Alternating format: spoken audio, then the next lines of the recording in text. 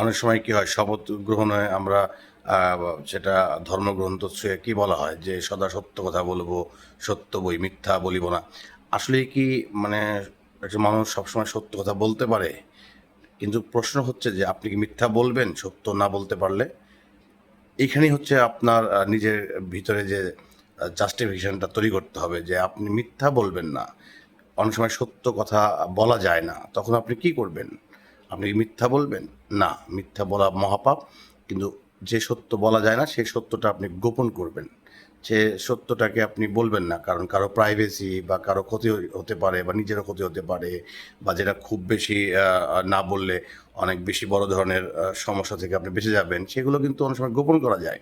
গোপন কারো ক্ষতি করে না। কিন্তু সত্য লুকিয়ে, সত্যকে অন্যভাবে বানিয়ে মিথ্যা বলা, এটি কিন্তু মহা অন্যায়। কাজেই সত্য বলবেন, সত্য যদি নাও বলতে পারেন সেটিকে বানিয়ে বলবেন না। অন্তত আপনি গোপন রাখতে পারেন। গোপন রাখা খারাপ কাজ না, গোপন রাখা ভালো কাজ। এটি স্বয়ং সৃষ্টিকর্তাও বলেন যে আ মানে অন্যের ক্ষতি হয় বা এমন কিছু তোমরা বলো না যাতে অন্যের ব্যক্তিগত বিষয় মানুষের সামনে উঠে আসে।